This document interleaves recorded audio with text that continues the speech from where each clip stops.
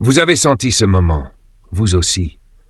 Ce moment précis où tout bascule, où un club qui semblait encore solide commence soudainement à se fissurer de l'intérieur. Honnêtement, quand les premières informations sont sorties sur cette explosion dans le vestiaire du Real Madrid, j'ai cru à une exagération médiatique de plus. Encore une rumeur inventée pour faire du clic, encore une polémique montée de toutes pièces autour de Kylian Mbappé. Mais plus les heures passaient, plus les détails devenaient lourds, plus le silence du club devenait inquiétant.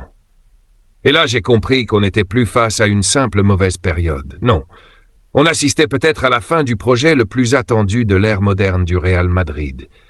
Parce qu'il faut être honnête entre nous. Pendant des années, on a rêvé de voir Mbappé au Bernabéu. On l'a imaginé avec ce maillot blanc, détruisant les défenses européennes aux côtés de Vinicius Junior. On pensait voir naître une dynastie, une attaque historique, une génération capable d'écraser l'Europe pendant 10 ans.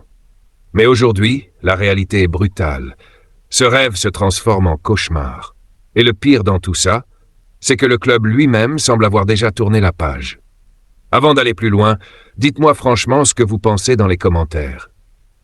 Et surtout, abonnez-vous maintenant, parce que 90% des personnes qui regardent nos vidéos ne sont pas encore abonnées. Likez la vidéo, activez la cloche et dites-moi, est-ce que vous croyez encore au retour de Mbappé au Real Madrid? Ou est-ce que pour vous, l'histoire est déjà terminée? Ce qui me choque le plus dans cette affaire, ce n'est même pas la colère des supporters. Ce n'est pas non plus la pression médiatique. Non.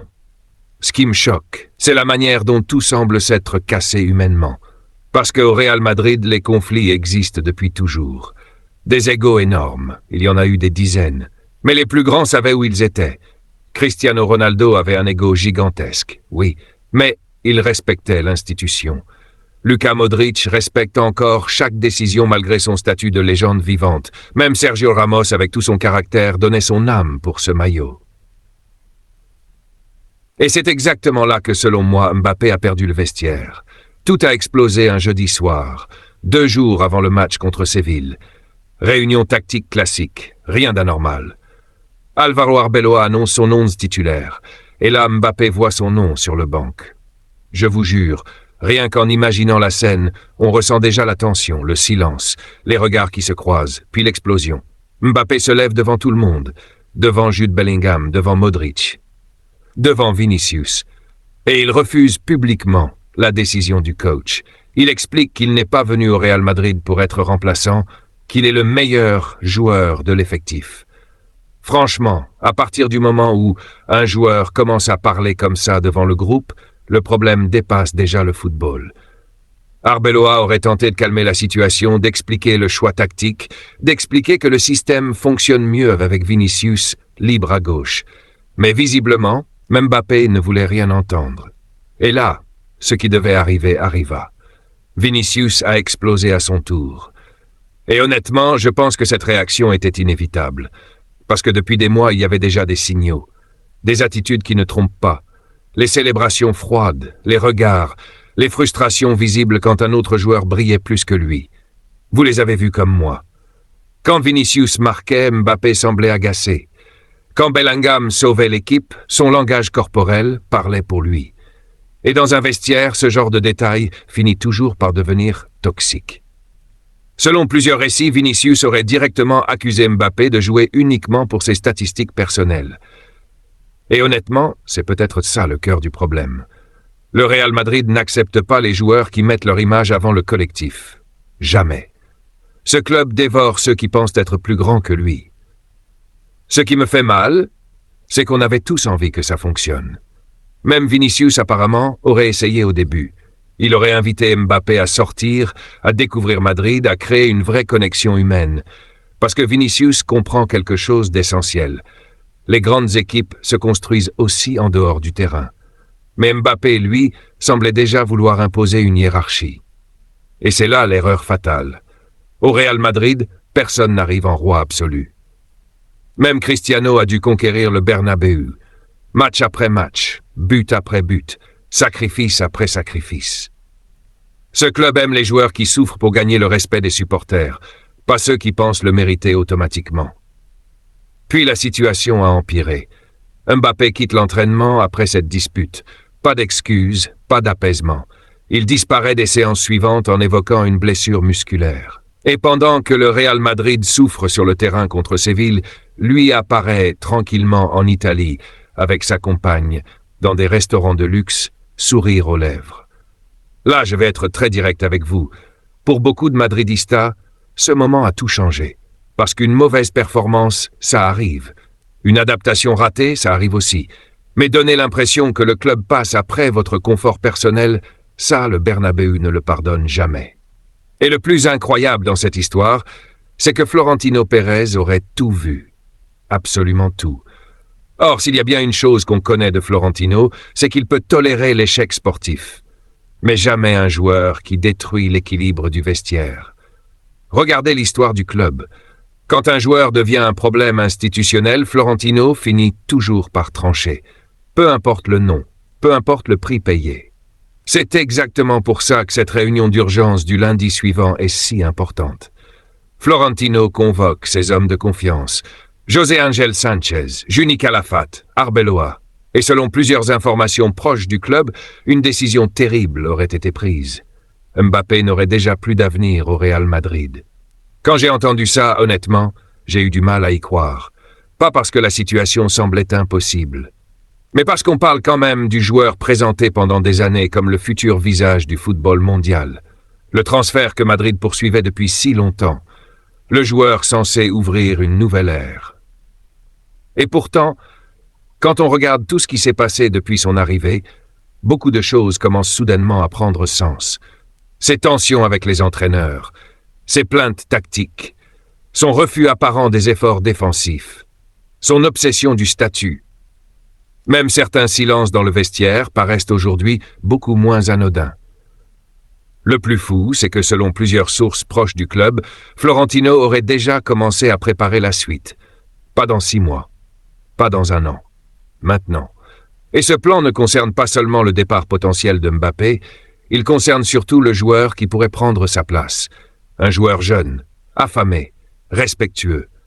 Quelqu'un qui représenterait exactement l'opposé de ce que Mbappé est devenu aux yeux d'une partie du vestiaire.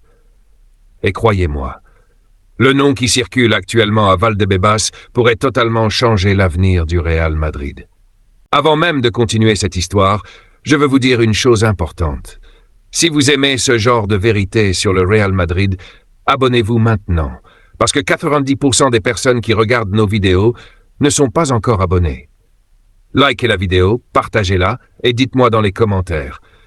Si vous étiez à la place de Florentino Pérez, est-ce que vous garderiez encore Kylian Mbappé une saison de plus? Ou est-ce que vous tourneriez définitivement la page? Parce que ce qui arrive maintenant est encore plus violent que tout ce qu'on vient d'évoquer. Là, on ne parle plus simplement d'un joueur en difficulté. On parle d'un vestiaire complètement fracturé, d'un groupe qui ne se reconnaît plus.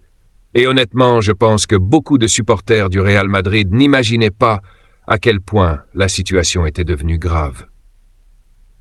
Le plus impressionnant dans cette affaire, c'est que tout semble avoir explosé en silence pendant des mois. En public, le club donnait encore l'image d'une équipe unie. Les conférences de presse restaient contrôlées. Les médias proches du Real minimisaient les tensions. Mais à l'intérieur, c'était déjà une guerre froide. Et selon plusieurs récits venus d'Espagne, cette guerre aurait commencé bien avant la fameuse dispute avec Álvaro Arbeloa. Dès ses premières semaines à Madrid, Mbappé aurait voulu que l'équipe tourne autour de lui. Pas seulement offensivement.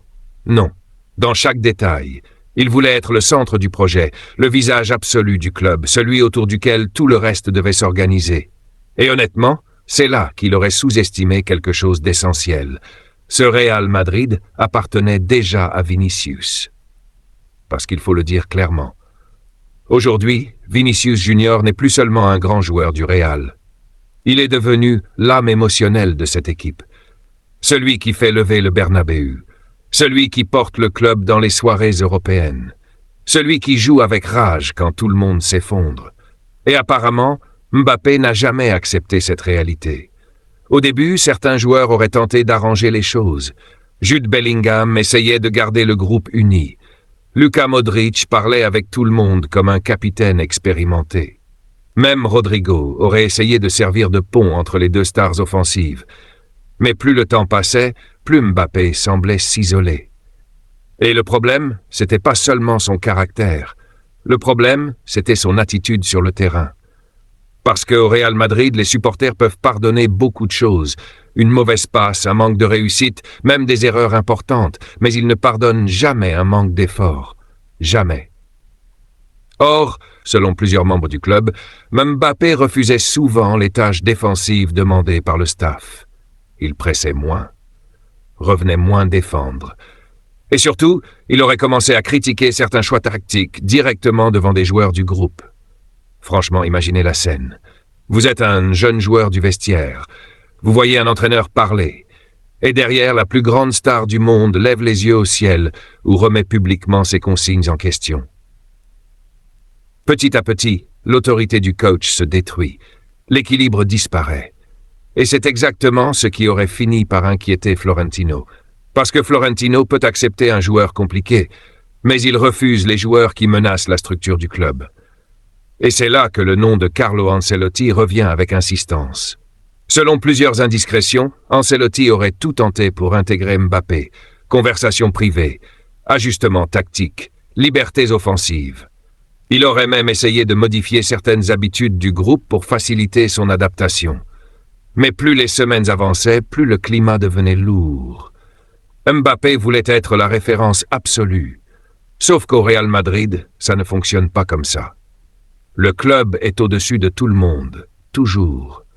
Et ce qui aurait définitivement choqué plusieurs cadres du vestiaire, c'est l'attitude de Mbappé lors des victoires où il n'était pas décisif. Apparemment, lorsqu'un autre joueur brillait plus que lui, son comportement changeait immédiatement. Regard fermé, silence, frustration visible. Honnêtement, je pense que c'est là que Vinicius a commencé à couper émotionnellement avec lui. Parce que Vinicius, malgré tout ce qu'on peut dire sur lui, adore partager les moments de joie avec ses partenaires. Quand un coéquipier marque, il célèbre comme un fou. Quand un jeune réussit une action, il court le féliciter. Il vit le football collectivement. Et visiblement, il ne retrouvait pas ça chez Mbappé. Puis il y a eu l'épisode de l'Italie. Et là, sincèrement, l'image de Mbappé auprès d'une partie des supporters a explosé. Pendant que le Real Madrid se battait dans un match compliqué, lui profitait de quelques jours loin du groupe. Restaurants luxueux, stories sur les réseaux sociaux, sourires, ambiance détendue. Encore une fois, ce n'est pas le voyage lui-même qui a choqué les gens. C'est le timing. Au Real Madrid, chaque geste est observé. Chaque détail devient symbolique. Et apparaître en train de profiter pendant que l'équipe souffre, c'est exactement le genre d'image qui détruit une connexion avec le Bernabéu. Mais le plus grave n'était même pas là.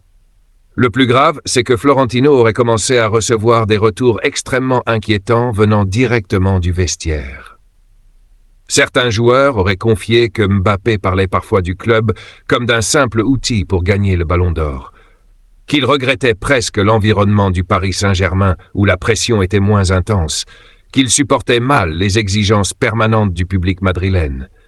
Et honnêtement, si ces informations sont vraies, alors tout devient logique. Parce que le Real Madrid n'est pas un club confortable. C'est une machine qui exige une obsession permanente de la victoire. Ici, être talentueux ne suffit pas. Il faut aimer souffrir pour ce maillot. Il faut accepter la critique. Il faut accepter la pression. Sinon, le Bernabéu finit toujours par vous rejeter. Et Florentino l'aurait compris définitivement après une discussion avec Vinicius. Selon plusieurs récits, Vinicius serait allé voir le président personnellement. Pas pour créer un scandale, pas pour réclamer des privilèges, mais pour dire une chose simple, la situation devenait impossible. Et ça, c'est énorme. Parce que Vinicius n'est pas le genre de joueur qui va facilement provoquer une confrontation institutionnelle. S'il a parlé directement à Florentino, c'est probablement que le malaise était déjà devenu insupportable. D'ailleurs, regardez ce qui se passe depuis plusieurs semaines. Les journalistes proches du club commencent doucement à préparer l'opinion publique. Articles sur les difficultés relationnelles de Mbappé, fuites sur son comportement, questions sur son implication défensive. Rien n'est brutal, tout est progressif. contrôlé. Exactement comme Florentino agit d'habitude lorsqu'il prépare un départ important. Et le plus fou, c'est qu'aucun grand club européen ne semble réellement prêt à se battre pour lui aujourd'hui. Le Manchester City ne veut pas bouleverser son vestiaire. Le Bayern Munich refuse les salaires énormes. Même Paris ne semblerait plus vouloir revivre cette histoire. Imaginez ça une seconde. Le joueur présenté pendant des années comme le futur roi du football mondial se retrouve soudainement sans vraie porte de sortie. Et c'est exactement pour ça que Florentino aurait lancé ce fameux plan en 3 phases. La première est psychologique. Réduire progressivement l'importance de Mbappé dans l'équipe. Moins de titularisation, plus de rotation. Lui faire comprendre qu'il n'est plus intouchable. La deuxième est médiatique. Construire lentement l'idée que le problème ne vient pas du Real Madrid, mais du joueur lui-même. Et honnêtement, cette stratégie fonctionne déjà. Regardez les réseaux sociaux. Une partie énorme des supporters a commencé à se détacher émotionnellement de lui. Ce silence du Bernabéu lorsqu'il touche le ballon, il est terrifiant. Parce qu'au Real, l'indifférence est pire que les sifflets. Mais la troisième phase, celle-là, pourrait changer totalement l'avenir du club. Parce que Florentino aurait déjà choisi le joueur qui doit incarner le nouveau projet madrilène. Et ce choix est loin d'être anodin. Ce n'est pas une superstar à 200 millions d'euros.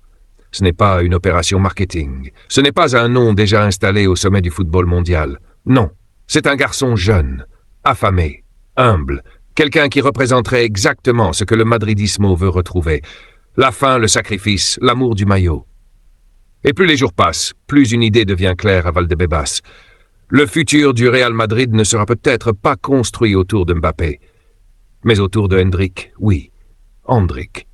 Et croyez-moi, ce que Florentino préparerait actuellement autour de lui pourrait provoquer une véritable secousse dans toute l'Europe. Et c'est justement là que cette histoire devient presque irréelle. Parce qu'au fond, ce que vit aujourd'hui le Real Madrid dépasse largement le cas de Kylian Mbappé. Ce club est en train de choisir son identité pour les prochaines années. Continuer avec un projet basé sur les superstars déjà construites, ou revenir à quelque chose de plus profond, de plus humain, de plus fidèle à l'ADN du Bernabéu. Et honnêtement, je pense que Florentino Pérez a déjà pris sa décision. Quand on regarde tout ce qui s'est passé ces derniers mois, un détail revient constamment. Le Real Madrid semble retrouver de l'énergie dès que le collectif passe avant les individualités. Regardez l'attitude de Vinicius Junior. Regardez celle de Jude Bellingham. Regardez même les jeunes qui montent progressivement dans le groupe professionnel. Ils jouent avec une rage presque ancienne. Avec cette obsession de mériter chaque minute sous ce maillot. Et c'est exactement pour ça que le nom d'Hendrik excite autant les gens à Valdebebas. Parce qu'Hendrik représente tout ce que les supporters ont l'impression d'avoir perdu avec Mbappé. L'humilité, la faim, l'envie de conquérir le club au lieu d'exiger qu'il s'adapte à lui. Franchement, quand je vois certaines images d'Hendrik à l'entraînement, certaines célébrations avec les autres jeunes, certains regards vers le blason, je retrouve quelque chose que les madridistas adorent. Cette sensation de voir un joueur amoureux du club avant même d'y avoir gagné quoi que ce soit. Et ça change tout. Parce que le Bernabéu peut pardonner les erreurs techniques. Il peut pardonner un mauvais match. Mais il ne pardonne jamais un manque d'attachement émotionnel. Mbappé, lui, n'a jamais réussi à créer ce lien. Au contraire, plus le temps passait, plus une distance immense se formait entre lui et les supporters. Et le plus terrible, c'est que cette fracture semble aujourd'hui irréversible. Selon plusieurs personnes proches du club, Florentino aurait clairement fait comprendre que le Real Madrid n'allait plus construire son futur autour de Mbappé. Le message aurait été simple. Soit il accepte un rôle différent, plus collectif, soit il devra chercher une sortie. Et apparemment, cette conversation aurait été extrêmement froide, parce que Florentino déteste les guerres publiques. Quand il décide quelque chose, il agit dans le silence. Il laisse le temps faire son travail. Il isole progressivement le problème jusqu'à ce que le départ devienne inévitable. Et honnêtement, on dirait exactement ce qui est en train de se produire. Mbappé joue moins. Son importance médiatique diminue progressivement. Le club communique davantage autour de Vinicius, de Bellingham et des jeunes talents. Même les supporters semblent déjà émotionnellement tournés vers l'après-Mbappé. Et le plus fou dans tout ça, c'est que le grand gagnant de cette crise pourrait finalement être Vinicius lui-même. Parce qu'aujourd'hui, plus personne ne doute de qui est le vrai leader émotionnel de cette équipe. Vinicius n'est plus simplement une star spectaculaire, il est devenu le symbole de la résistance du Real Madrid. Le joueur qui a survécu aux critiques, celui qui s'est battu contre les moqueries, contre les doutes, contre les campagnes médiatiques, pour finir par devenir le visage du club. Et selon plusieurs récits, c'est justement cette différence de mentalité qui aurait définitivement détruit sa relation avec Mbappé. Vinicius construit dans la souffrance. Mbappé voulait régner immédiatement. Voilà toute la différence. Quand Vinicius est arrivé à Madrid, il ratait des occasions énormes. Les médias se moquaient de lui. Les réseaux sociaux étaient impitoyables. Mais il a continué à travailler, à écouter, à progresser. Et surtout, il a accepté que le Real Madrid soit plus grand que lui. C'est exactement ce que les supporters respectent. Et je pense sincèrement que Florentino a compris quelque chose de fondamental grâce à cette crise. Les Galactiques d'aujourd'hui ne peuvent plus être construits uniquement avec des chèques immenses et du marketing mondial. Les nouveaux leaders doivent grandir à l'intérieur du club, souffrir avec le club, créer une connexion authentique avec le Bernabéu. C'est pour ça que le projet Endrick prend autant de force. Parce qu'Endrick n'arrive pas avec l'attitude d'un roi. Il arrive avec les yeux d'un enfant qui rêve encore. Et dans un club comme le Real Madrid, cette différence psychologique change absolument tout. D'ailleurs, regardez la manière dont le vestiaire parle déjà de lui. Les joueurs le protègent. Les Brésiliens l'intègrent naturellement. Les cadres apprécient son attitude. Même les supporters ressentent déjà cette énergie positive autour de lui. Et ça contraste énormément avec l'isolement progressif de Mbappé. Selon certaines informations venues d'Espagne, plusieurs joueurs du groupe auraient pratiquement cessé toute relation proche avec lui. Luka Modric garderait ses distances. Dani Carvajal serait très froid avec lui. Même Thibaut Courtois éviterait les discussions inutiles. Et dans un grand club, cette solitude est fatale. Parce qu'un vestiaire sent immédiatement quand un joueur n'est plus connecté émotionnellement au groupe. Les regards changent, les gestes changent. Même les célébrations deviennent différentes. Honnêtement, je crois que Mbappé a sous-estimé quelque chose d'essentiel. Au Real Madrid, le talent seul ne protège personne.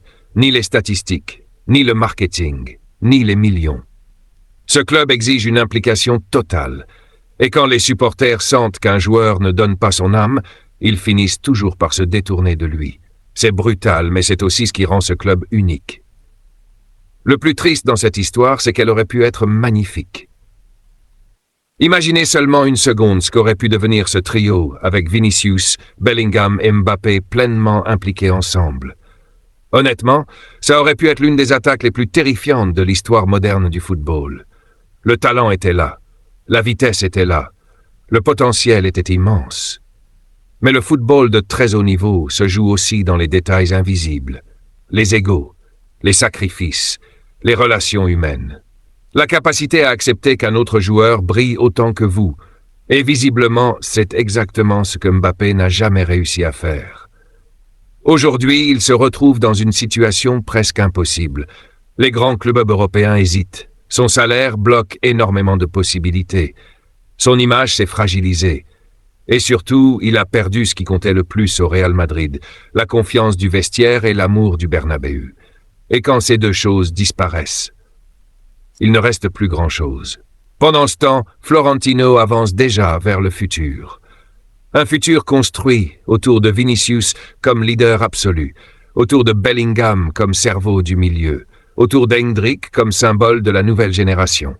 Et honnêtement, plus j'y pense, plus je me dis que cette reconstruction pourrait finalement rendre le Real Madrid encore plus dangereux dans les prochaines années.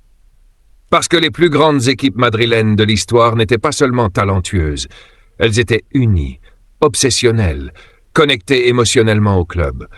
C'est exactement ce que Florentino semble vouloir retrouver aujourd'hui. Le message envoyé au football mondial est énorme. Peu importe votre nom, votre prix ou votre statut, personne n'est au-dessus du Real Madrid. Personne. Et c'est peut-être ça, au fond, la vraie raison pour laquelle cette histoire marque autant les supporters. Parce qu'elle rappelle brutalement ce qu'est réellement ce club. Le Real Madrid peut aimer les stars, mais il n'accepte jamais les joueurs qui pensent être plus grands que l'institution. Mbappé avait tout pour devenir une légende ici, absolument tout. Le talent, la vitesse, l'aura mondiale, le Bernabéu était prêt à l'aimer profondément. Les supporters rêvaient déjà de ces futures soirées européennes. Mais pour devenir immortel à Madrid, le talent ne suffit pas.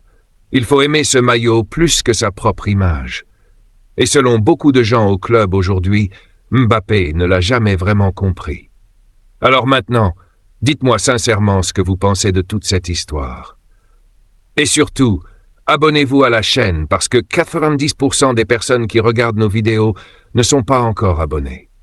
Likez la vidéo, partagez-la avec un autre madridista et dites-moi dans les commentaires, est-ce que vous croyez encore qu'il existe une solution pour Mbappé au Real Madrid? Est-ce qu'Hendrick est réellement prêt à devenir le futur du club? Et surtout, est-ce que Vinicius a eu raison de confronter Mbappé aussi frontalement? Je vais lire tous vos avis parce qu'une chose est sûre, cette histoire va encore secouer le football européen pendant longtemps.